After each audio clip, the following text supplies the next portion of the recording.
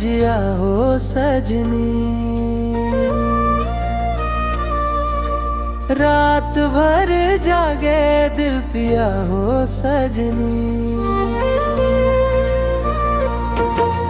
तोरे बिना लागे ना जिया हो सजनी।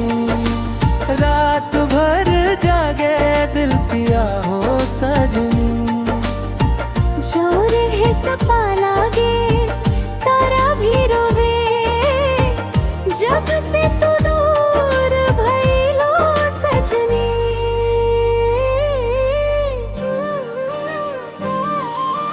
पहले पहले जब देखनी तो हेरा के, धड़कन बढ़ गईल दिल के हमरा के।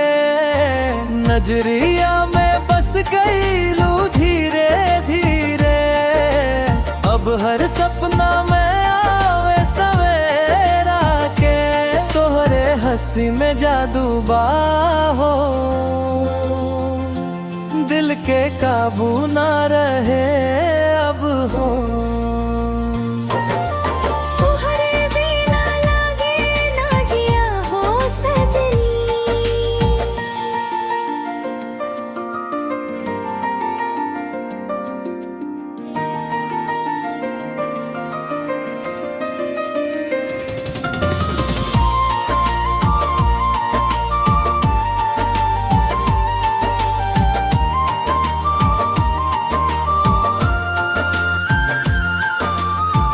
गोरी तोहर नैनवा कजरारी, मारे दिलवा पे चोट भारी।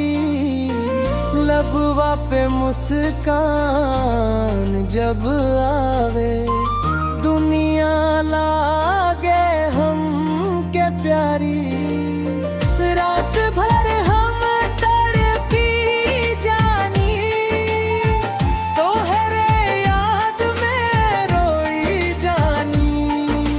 तोहरे बिना लागे ना जिया हो सजनी।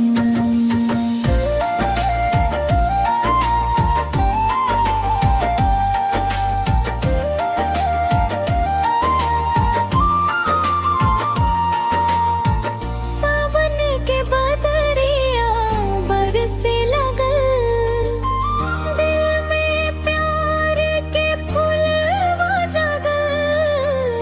तोहरा संग भीग जाई हम, इह सपना रोज लागल। हाथ में हाथ धर के चाही, साथ में जीवन कटे के चाही। तोहरे बिना लागे ना जिया हो सजनी।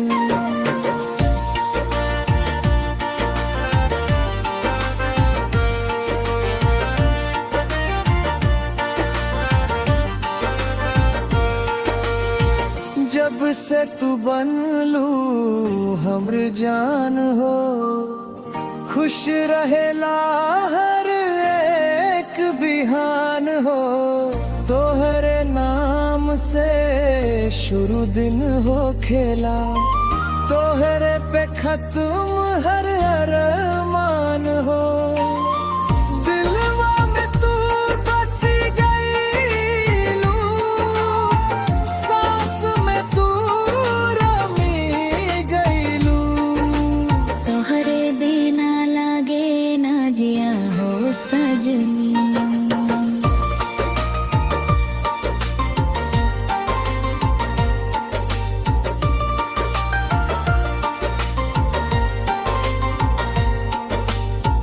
कबहू न छोड़ब साथ तोहार, जन्म जन्म के बाइकरार।